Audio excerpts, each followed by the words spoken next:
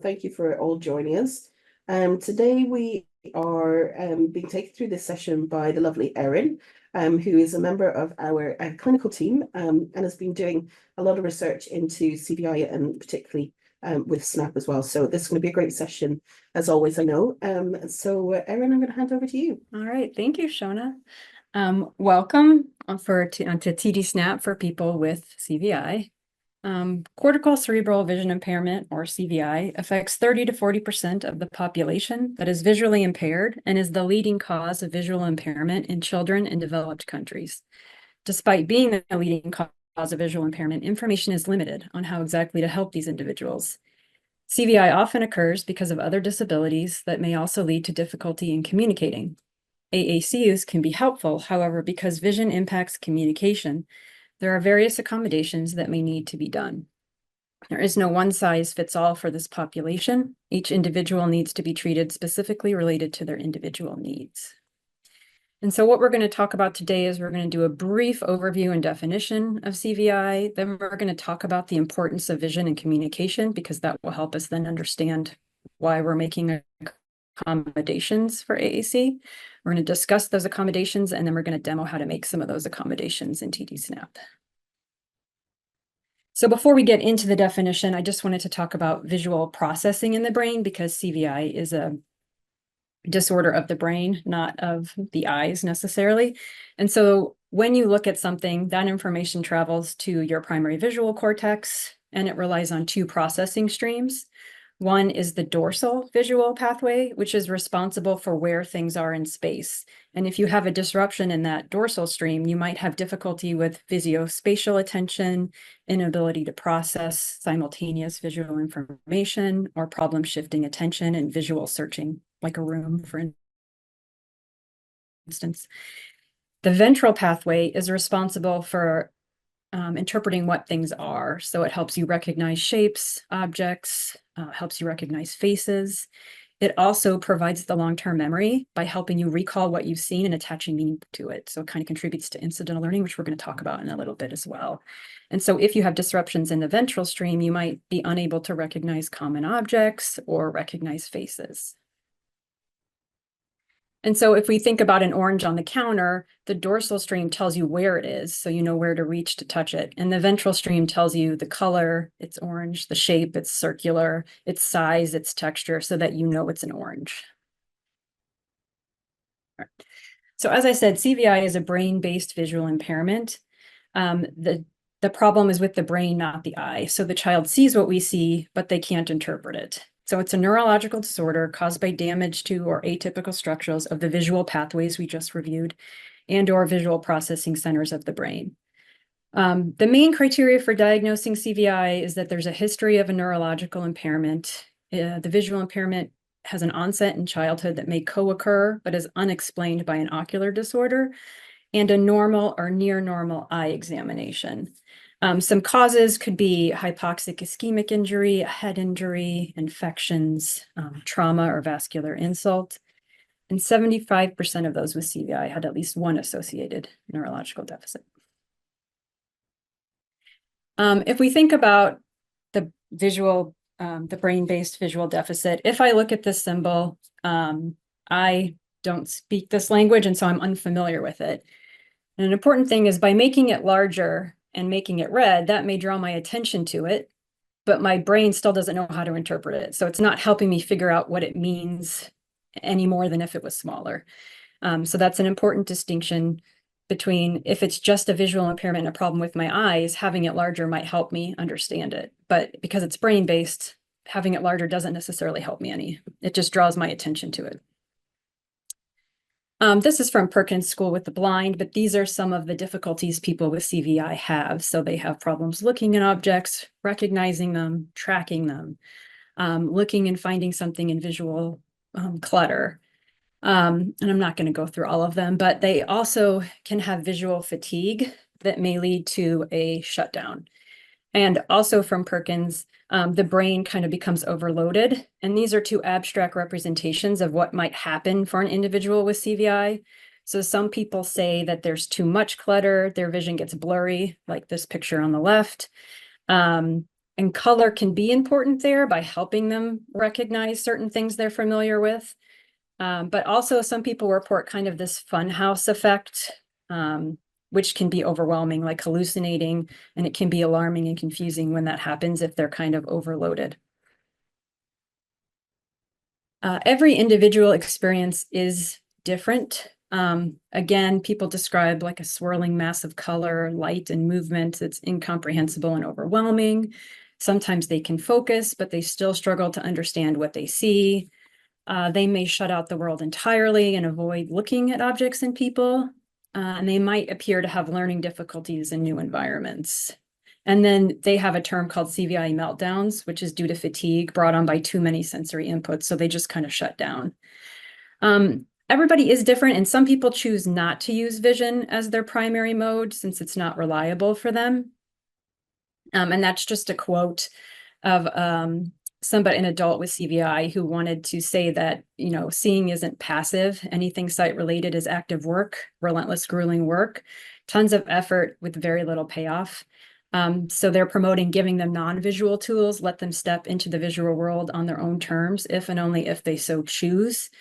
Sometimes we can focus too much on getting them to use their vision and forget that maybe they don't want to use their vision all the time, and maybe they do need some auditory support or like auditory input to help them. And one unique aspect about individuals with CVI is that their visual functioning may improve given proper interventions. So this means that their AAC system might also change as their vision changes. What you select now for somebody may need to change as their vision changes. And so it's something to keep in mind, is thinking long-term and thinking what they may need in the future. Again, and you're going to hear me say it a lot because when I was doing the research and everyone I talked to said the same thing, each person with CVI is very unique and individualized in their abilities and preferences in regards to vision and compensatory skills usage. Adaptations are usually used in the beginning to help draw visual attention with the intention of fading out accommodations over time.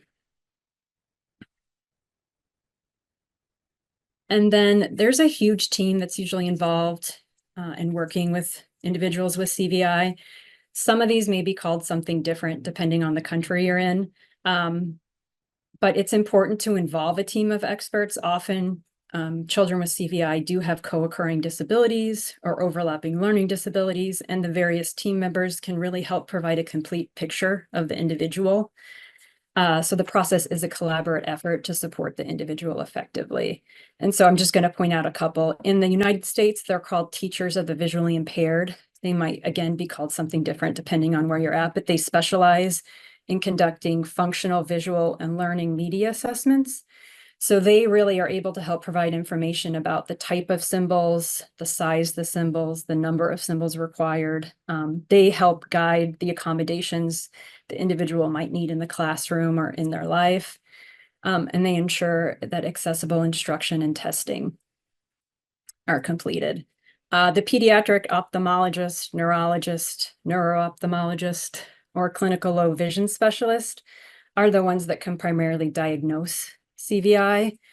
So they're important to have involved. And then the care circle, the caregivers, the friends, the family, they have very unique insights. They intimately know the individual. They know what their challenges are. They know their achievements. Their input is invaluable in understanding how the individual uses their vision in their most familiar environments and across settings. And so it's just something to keep in mind. These are various CVI assessment tools that are often administered by certified individuals. So if you're not certified or aren't able to diagnose it, it's not something you would go give someone, but I just wanted to give the different options that I've seen out there for assessing CVI. And then just some general websites. These websites have some really nice free information about CVI if you want to learn more in depth. And then these are just some websites for what it's like to have CVI. You'll notice every single person, no matter whether they're speaking or not, has different symptoms that affect them, which is why it's so important to personalize and modify the AAC system to the individual. So now that we're done talking about the definition of CVI and we're kind of all on the same page, we're going to take a quick look at the importance of vision and communication. Vision plays a significant role in communication, impacting our ability to understand and convey messages effectively. So vision supports more than just seeing, right? It supports joint attention, language development, social interaction, emotional status, self-directed movement, and incidental learning. Understanding and thinking about how vision can affect communication will help with customizing AAC for individuals with CVI. So we're going to take a look at some areas. So first up, facial expressions and gestures. So vision impairment may prevent the individual from recognizing the gestures, body movements, and facial expressions of others that underlie learning and successful communication. This may result in missed opportunities for learning and social interaction. So an individual with a CVI, might miss the hand wave somebody does when they walk into a room, or miss the person walking into the room completely, and then people might interpret them as being rude or incapable of greeting them. Or the person with CVI may think the same thing about that person if they just walked in and like, how rude, they didn't say hello. And so it affects those interactions and their social interactions as well. And then spatial awareness and environmental awareness are also affected. So it affects one's ability to know where people, objects, or signs are in a room. This can affect navigating around space as well as applying meaning to words. It plays into incidental learning, which we're going to get into in the next slide. High tech and low tech. High tech and light tech. It should say, oh, it does say light tech. I just said low tech, excuse me. I want light tech. Okay. High and light tech AAC often means that vocabulary is represented by these two-dimensional symbols like photos, words, and vision impairments can impact the ability to visually access complex page sets, which can then affect the individual's ability to be a successful AAC user. If it's a child with CVI and they haven't been fully tested and their eye examination is normal, then we may think it has to do with their language or cognitive abilities and lower our expectations. And then it's estimated that 80 to 90% of a child's knowledge comes from visual information and linking that visual information to what is heard, felt, smelled, or tasted. Vision impairment can limit access to learning about the world. So for example, without the visual skills to look around when you hear a sound is just a random sound without any meaning attached to it. Incidental learning is the information you receive from your eyes without knowing it, and it plays a crucial role in language development and may be limited in those with vision impairment. So, for example, these are two PCS options in TD Snap and BoardMaker, and at least if you're in the US, you recognize these very quickly as stop signs. They're used in many places here. And so, a child without a vision impairment will see the stop sign when they're riding in the car and their parent stops the car at a stop sign, or they cross the street and they see the crossing guard holding the stop sign and they see the stop sign telling cars to stop. School buses in the US have stop signs on them that swing out and everybody stops. The stop sign is used in classrooms on doors and the child sees that when they stop. And so a child with a visual impairment, without a visual impairment, automatically or incidentally learns this symbol without any intention or knowing they are learning it, right? Because they've seen it in all these aspects of their life. A child with CVI doesn't get that knowledge because their brain doesn't see it or interpret it. So that red symbol is just a red symbol, and they need to be explicitly taught that the symbol for stop is red with 8 sides, and maybe if you're using the one with white writing on it. Oops, sorry, too far. And so this just plays into what we're going to talk about coming up about symbols, is that the meaning of words and concepts may need to be specifically taught, and the decisions about how to represent them on AAC carefully considered. Okay, so now that we understand how vision may affect communication, we're going to look at some accommodations for AAC. And so these accommodations are based on this free guide we have created for people with CVI. This was created based on a research investigation we conducted, in which we spoke to researchers who were looking at CVI and AAC, speech language pathologists who work with this population, teachers of the visually impaired, and parents of children with CVI. And that is the QR code to download it if you're interested. It is a free document. And then I'm also going to show it at the end. So if you don't get it now, you'll see it at the end of the presentation. And so when we talk about these accommodations, I'm going to separate them into kind of four main areas: the environment, symbols, the display array, or how it looks on the screen, and then access, how they're going to be using the device. And so when we talk about environment, I'm going to show you a couple pictures I took from the Perkins website, but this is a picture of a teacher reading a book that's been modified for CVI with you can see the black background in the book and the gold fish on it. But if you look behind her, there's a lot of visual distractions going on behind her. It's very cluttered and it can be very distracting. This is the same teacher, but with the black curtain pulled behind her, and you can see how now it's much easier to focus on the book without having all that distraction in the back. And so if the child can't use vision in a noisy environment, it's going to be hard or a visually cluttered environment, then how easy will it be to generalize it when they're out? And so we need to look at what accommodations do they need in their environment. Do they need it to be a dark room at first? Do they need it to be very quiet? And then how can we help them generalize that outside of that? And what are the multimodal approaches to AAC, such as body-based, high-tech, low-tech, used or useful to the individual? So are they doing partner-assisted auditory scanning? Is that helpful when they have a visual breakdown and they're unable to use their vision? How are they communicating now?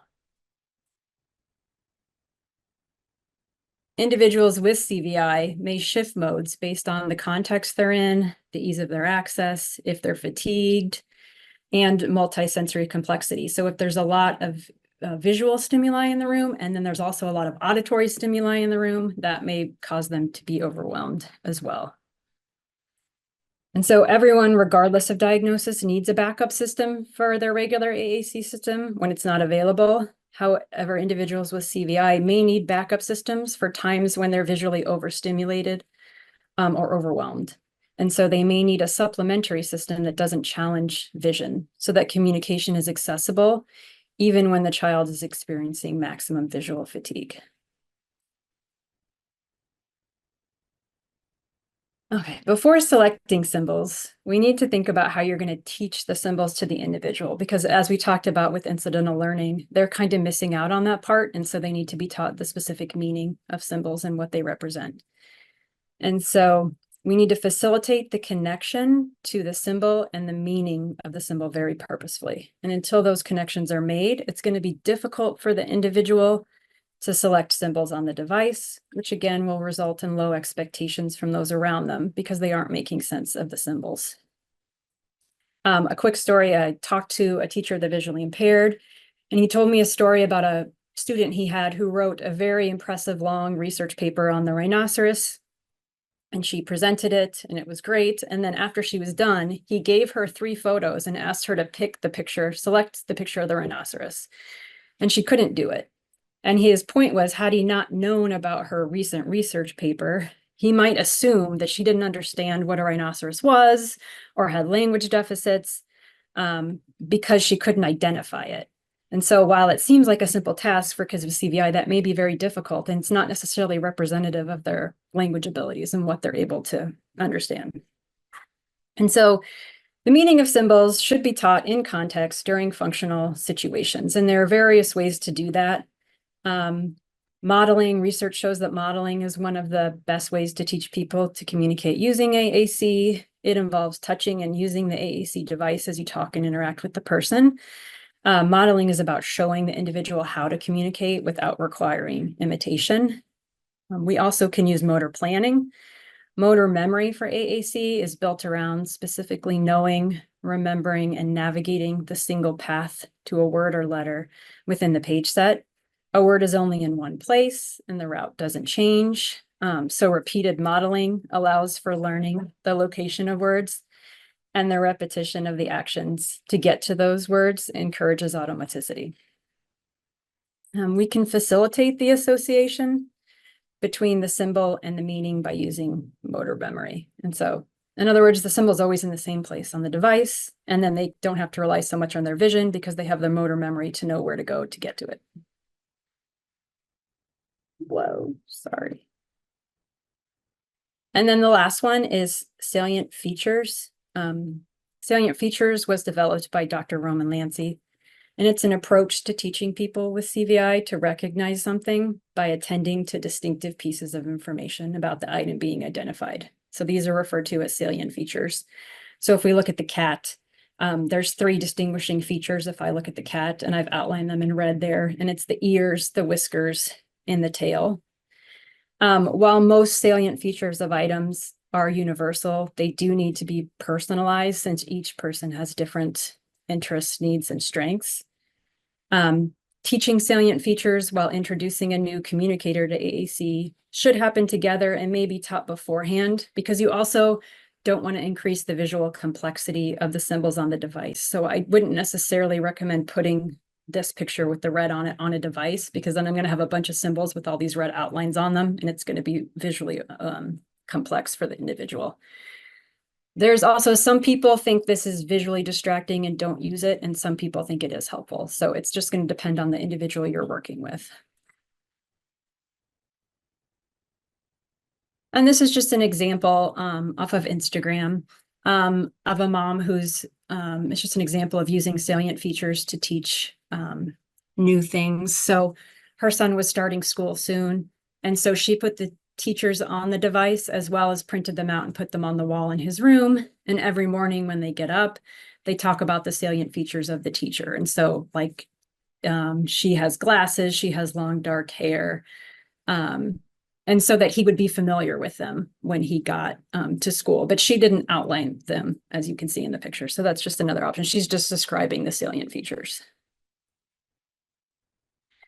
And then when introducing new symbols on a device, you could also choose to highlight it to help direct visual attention. And one way to do that is to add a button border, as you see in the picture here. Once the symbol is learned, then you would remove the border because it's really just going to draw attention to that item. And then another Instagram post, I thought these were creative ways of making low-tech versions to highlight borders. And so she cut out some cardboard or cut the middle out of a fly swatter or used a pipe cleaner. So it's just another way to draw attention to a symbol if you're trying to teach it.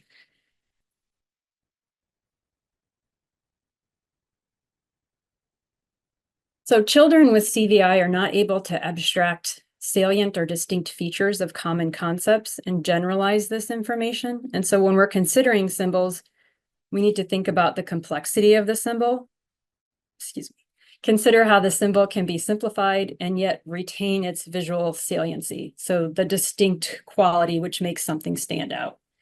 Images with a lot of fine details are actually more visually complex. And some of the easier photographs to interpret are photographs and realistic color drawings. So if we look at these 2 pictures of the whale, for instance, we can get rid of the spouting water maybe and the water underneath it and still maintain its visual saliency. We still know what it is. So we just don't need the extra details that can be that can visually complicate it for individuals with CVI.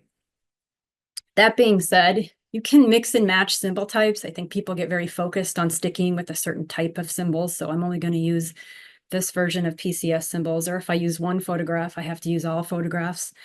It's perfectly acceptable to mix and match symbols, and it can also help the individual with CVI visually distinguish between the symbols. And so it's okay to mix and match if needed.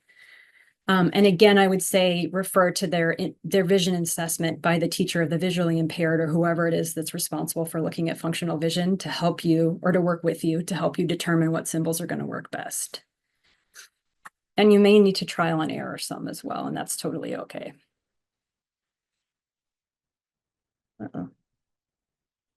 Okay, so there is a common misconception that high contrast symbols are required for those with CVI. I didn't learn about CVI when I was in school, and when I first came out of college and I was treating clients, if I heard somebody had CVI, it automatically came into my head that they needed large symbols and high contrast symbols. And that's incorrect. They're not always the answer. Although the bright colors may attract visual attention, they do not necessarily help the individual understand what they're seeing. And so a lot of times they're all the same color as well. And so if I had a bunch of these blue guys and blue facial expressions next to each other, I can't see the fine details to understand the difference between the two. It's just going to look like a big blob of blue on my page. Why aren't they always the best answer? Again, they utilize a set of colors that are used repeatedly across symbols without meaning or regard to the true colors of items in the real world. So it's hard to connect them to what they're seeing in the real world. At times, they can even increase visual complexity.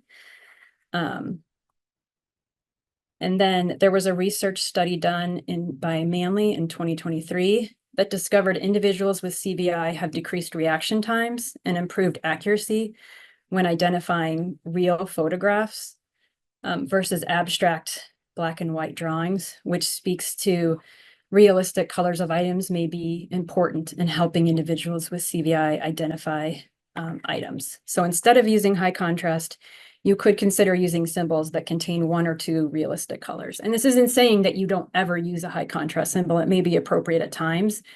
It's just saying we hear a lot of people saying, oh, they have CVI, we need a page set of high contrast symbols. That's really not what's going to help them. So we need to be careful about just saying that mass statement and just automatically providing high contrast symbols for those with CVI. If they have low vision and a problem with the eyes, those may be helpful, but with CVI, that's not always true. And so just some things to consider, again, when you're trying to figure out what symbols we're going to use is which symbols or combination of symbols work best. Do they have a color preference? And then can that color preference be used to help draw attention to the symbol and then be faded out later on? So either by using the highlighting to draw attention to it or not. And do they have any ocular vision conditions that require larger images or print? So just having CVI doesn't necessarily mean you need larger images, because like that example I showed, it doesn't help them understand it any better. However, if they may have a co-occurring ocular visual condition that may require larger images or print. And so in that case, you'll need to accommodate for that. And again, that's information you'll get from the teacher of the visually impaired or the ophthalmologist. So some tips for selecting symbols. We want to look for those that are easily recognizable with the plain background and only a few colors. So you want to prioritize those three things regardless of symbol style. So again, mixing and matching styles is okay. We don't have to stick to one type. And this is I was just trying to show a comparison of what I think is a simple symbol compared to a complex symbol. But as I said, everyone is different. And so that may not always be true for people, but in general, these are simple symbols and those are more complex. This was an example of a mom who had turned on in TD Snap. You can turn on usage counts of buttons and also modeling counts. And so she had turned them on and realized that finished was being modeled, but her son wasn't activating the button at all. And so she was kind of wondering why that was occurring. So it prompted her to think maybe she should change the symbol. And so she did, as you can see on the right, she changed it to a high contrast symbol and took away the word. And then he went from 0 times using it to 26 times using it. And so she had modeling turned on in one picture and off in another picture, which is why they look a little different. But it was an interesting way to use the modeling and usage counts in the software to help provide information on what the child may or may not be seeing.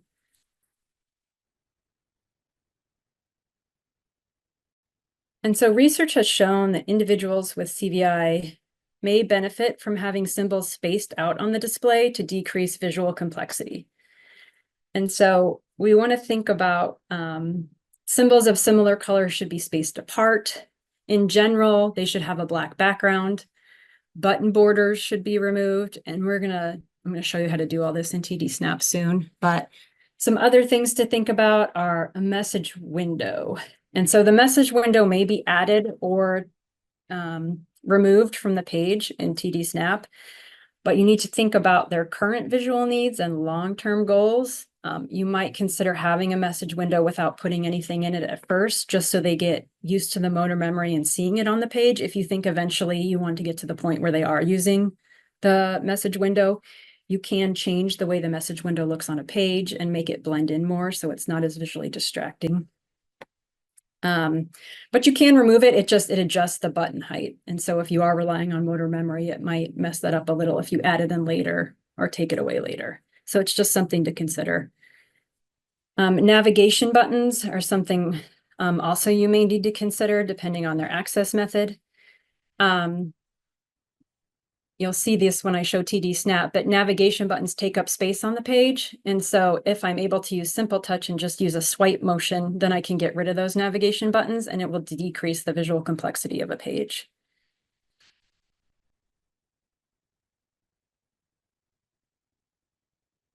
And then access methods for the communication device may change based on visual fatigue, context, and competing sensory stimuli. So in addition, the access method needs to be changed as their vision improves over time. And so there are different features that may help those that are relying on their vision. And so those are auditory feedback, zoom, and highlighting. And again, you'll see those when we go into the system. And then it's important to have, like I said, a backup system for visual fatigue. And all of this is a lot to consider when we're doing the device. And it is going to take some trial and error, and it is going to take some time to figure out what's going to work best for the individual.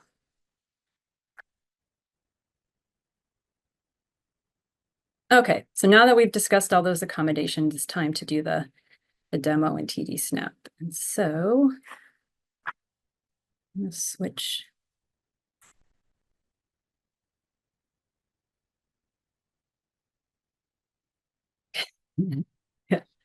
So this is TD Snap. There are different page sets available depending on where you're at and what languages are available, but I'm going to show this one at first. This is Core first. I'm going to show there are different things you can do to simplify a symbol. And so earlier I showed that picture of the whale and how we could get rid of the water and the spout. And so I'm going to show how to do that here. And this, you guys are getting to see a special preview of what's to come in TD Snap. This will be available in the next software update that's coming very soon. So if you're using TD Snap at this moment, your editing menu might not look the same as this, but this is what's coming. And I just wanted to show you since it's going to be available soon.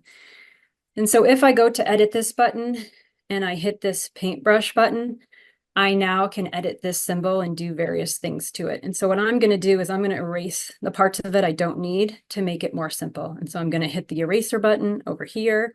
I can choose how thick I want the erase to be, and I'm going to go pretty thick at first and just get rid of this blue.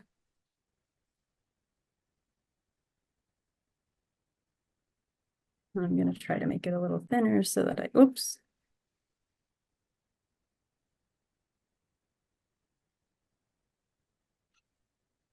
Okay. And then if I wanted to, I can just delete this out as well. And then I can hit done, and now my symbol has been simplified on the button.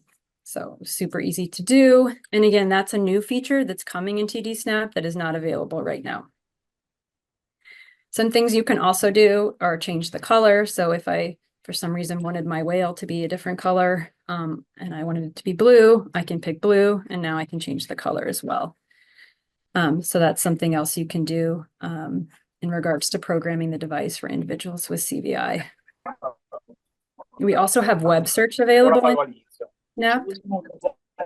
And so as a tip, if I type PNG after what I'm searching for and then hit web, this will give you pictures without backgrounds. And so if I pick the whale, then it doesn't have a background, which is important if you're using the page actually, so you can see the difference.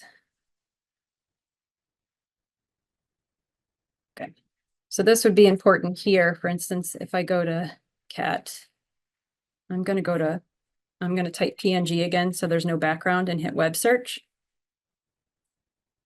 And now I want this one. And now there's no background that showed up on the button. And so that's another helpful tip for looking for symbols. Okay. And then there's also text accommodations you can do to help individuals with CVI. And so you can bold the text.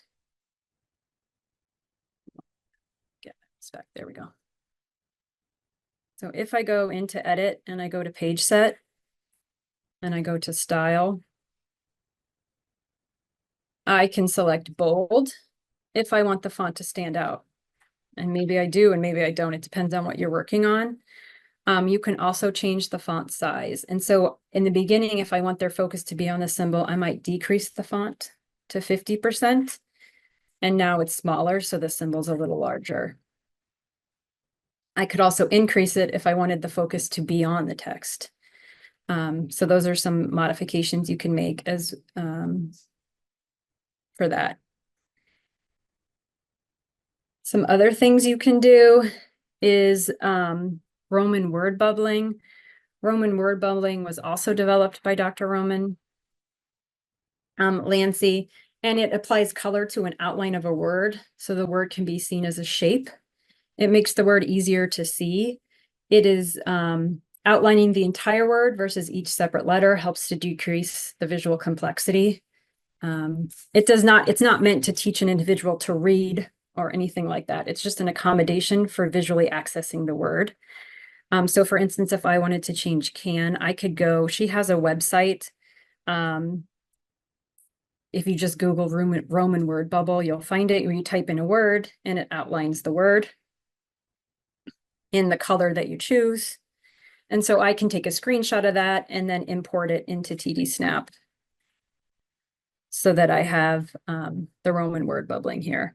But you wouldn't want to do every word in Roman word bubbling, because that's just going to increase the visual complexity and not make that specific word an area of focus. So sometimes that she recommends starting with just like the individual's name or a simple sight word, or words that are important to the individual, and then gradually the text accommodations are faded. So the goal is to get rid of the Roman word bubbling eventually, if you're just focusing on words, or teaching just the words. Again, there's controversy around this as well. Some people believe it's more visually complex and you shouldn't use it, and some people believe you should use it. So it's going to depend on the individual. So when we talked about display array, oops, I'm going to go back here. We talked about how the page should be a black background and button borders should be removed and the buttons should all be black. And so you can do that pretty easily under Edit, Page Set, Style. If we scroll down to Pages, you can change the background to black. I can change the toolbar if I'm using Core First to black. And then what you can do, you can select all the buttons on the page, go to Style, and change that to black. So now I've got all the buttons black, but now I need the label, if I'm using the label, to be white. And then you can also individually hide buttons here. So if you want to start out with simple, with not as many buttons, you can multi-select buttons. I'm randomly doing it. You would do it more purposefully and you can hide them.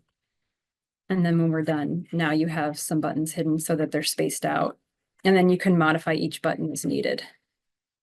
And so this is a modified version of our motor plan page set where I kind of hid the buttons on purposefully, and then I've shown some adaptations.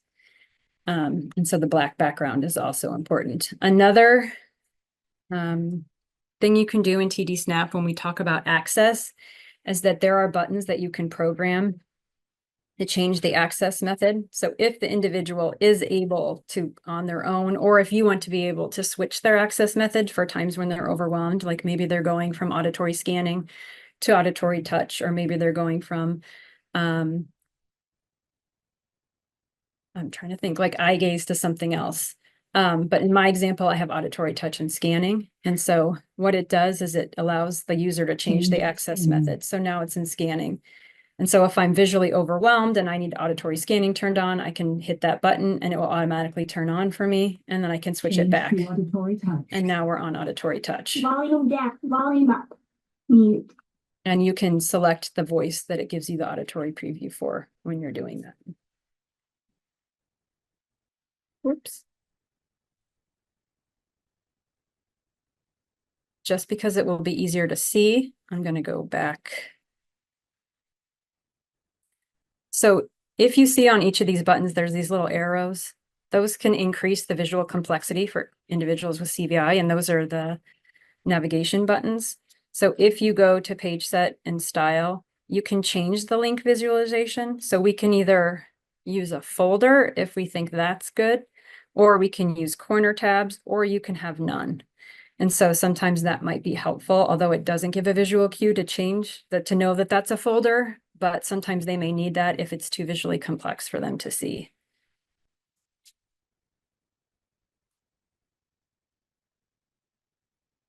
And then in regards to access, most of our access methods have auditory feedback available. We also have an auditory touch option, but you can turn auditory feedback on in various touch exit, auditory touch, scanning.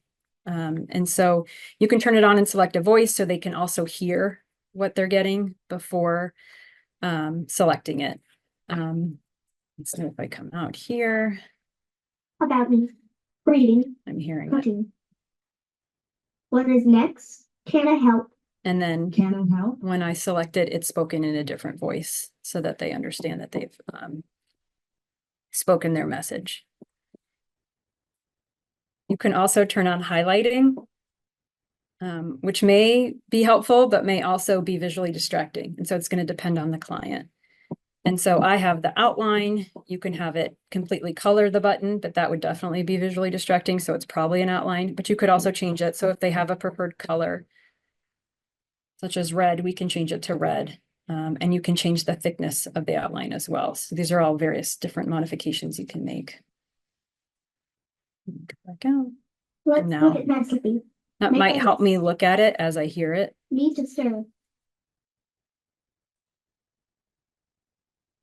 And then last in access methods, you can turn on selection feedback sound. And what selection feedback sound is, it provides a click sound when the button does something besides speak.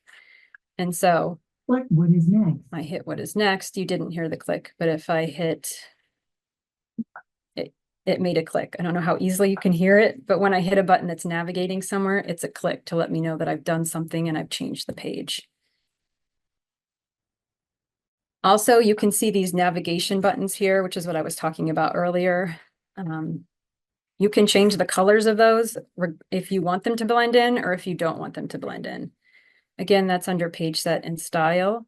So if I scroll down to navigation button and I turn it off, maybe I'm teaching navigation and I want to draw their attention to it. So maybe I have the color be red because that's their preferred color and I want them to look at it. And so I can change those. But then if it is distracting and I do want it to blend in, I might again make it blend in by making it black so that they don't really see it. So it's not so visually distracting when they look at the page. They'll still work. They're just not prominent on the page. On page set central, we also have sample CVI sample pages for people to see. These are just samples versus whole page sets. And the reason why we don't provide a full page set is because each individual is so different. It would be a disservice to provide a page set and say this is for kids with CVI, because everybody is so different that you really need to customize it to the individual's needs. And so what we've done is give you options that you can see how we've customized. Here's just 5 choices. This would be if you needed to start out and have a lot of space between symbols. This is just an example of what you might do. This is an example showing it with symbols and with photographs. And then how you can have more and more symbols.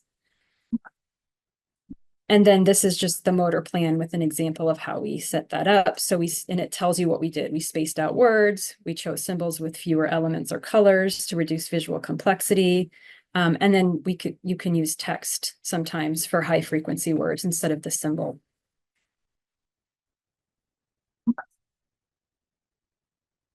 And then we have a list of general technical tips. And so these are available. They're in English. They're on Page Set Central, and I believe they're called CVI sample pages.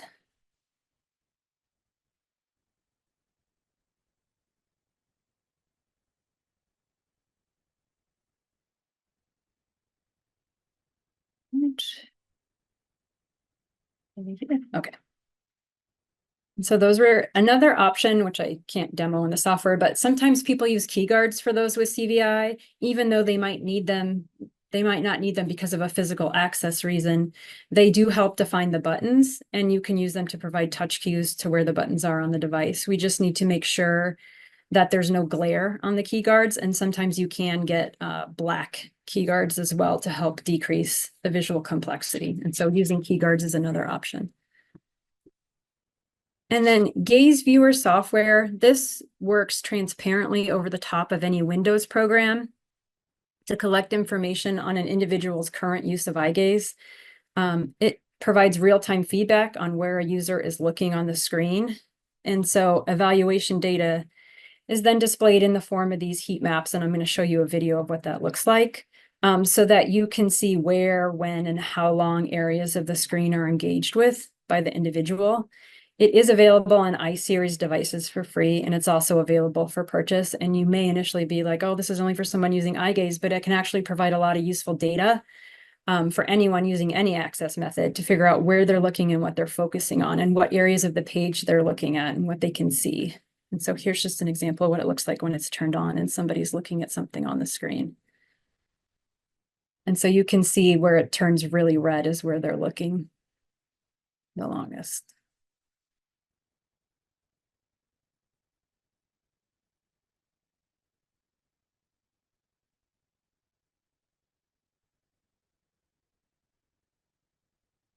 And then at the very end, you can see they were using Roman word bubbling and looking at how they were following the words. So that's just another option or another tool that might be beneficial.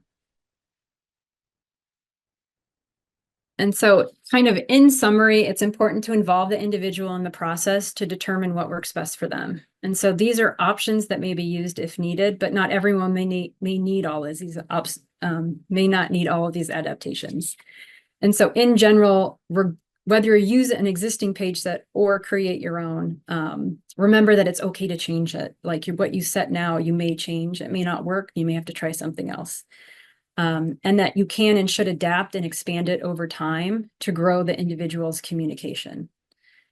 And so once you have access to a vision assessment and understand what the individual is able to visually interpret, we can try some of these adaptations. And one is to teach the symbols and photos so that they understand the meaning of them. So you could take photos of known objects and pre-teach the photos of the objects to demonstrate that the photo represents the object in the AAC system.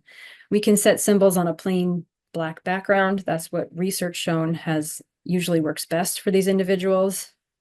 Remove all the button borders, make the buttons black. Space out the buttons. Initially, you may need like that 5-button one where there were just symbols in the corner and then one in the middle, and then kind of work from there. And as their vision improves, you might have more and more symbols on the page. And then we want to choose photos and symbols again with less visual complexity, but still maintaining the visual saliency or the distinctiveness of the item. We also want to make symbols visually distinct from one another. We don't want to have all of one color in one area because that will draw my attention, but I won't be able to, it'll be hard for me to distinguish. And then try out some different access methods and settings and see what the individual is most comfortable using. They may decide they don't want to use their vision and they may use auditory scanning. Also, I do want to point out having CVI does not mean you can't use eye gaze because your eyes work fine and you can still use eye gaze. I talked to a lot of speech therapists who were doing eye gaze with clients who had CVI and it was very successful. So it doesn't automatically rule it out. I think sometimes people might think because they have CVI, they can't use eye gaze, but those aren't correlated. That's not necessarily true. And again, we do have this guide for AAC accommodations. It talks about most of what I went over today, as well as we have how you can do these programming accommodations in TD Snap. And then we also have this questionnaire with questions on it that you can fill out with the TVI or the family or the team to help you really think about how we're going to program this device and what we're going to do. And you can do it online, or you can print it and fill it out on paper. And I just wanted to, again, give this QR code that you could scan now if you needed it, so that you can download it for free. I'll just leave it up there for a second.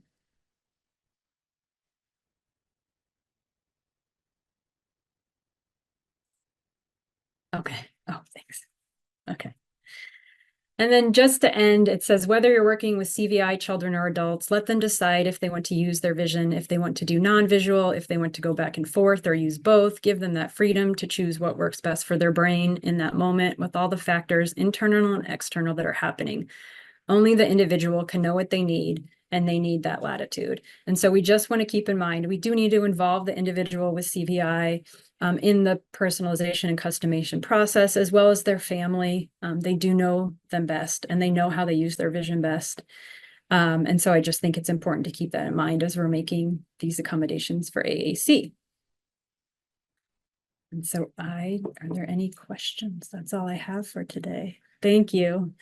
Thank you very much, Erin. Another fantastic presentation, and the chat has been hot and people asking, can we get the slides? Can we get the resources? Yes, we will share everything with you. We will share the recording will be on YouTube, and we'll share the link for that, plus all the resources as well. So opening up, if anyone has any questions, feel free to pop those into the chat, and then we will have Erin answer them. So while that's hopefully happening, I have a question for you. Great. So you mentioned there about the possibility of using a key guard, maybe beneficial in different colors. Has there been any research into kind of the pros and cons of maybe using touch enter versus touch exit and using auditory with that? Not necessarily. I think there's been a lot of the research is limiting, and it still is coming out. And a lot of the research are single case studies and not very full of people, like, a large number of participants. The only thing I've seen is that you might automatically think auditory feedback will be helpful, but for some kids that can actually overwhelm them too, because it's just too much competing stimuli. They're trying to use their vision, and now they have this auditory. And so it is important to get feedback from the teacher of the visually impaired, or whoever's specialized in functional vision where you're at, and try it and see how they react and see if you can tell. But just to know that it may not necessarily be helpful, but it can be. It's one of those try everything. Yes, it is. It is. And I know, like, one of the moms I spoke with earlier was talking about how, it's been a year and they're just continuing to try different things. And it does take a while, and she understands that you have to try it, but you also, I know, just want to get them where they need to be, Yes. Yeah, absolutely. Absolutely.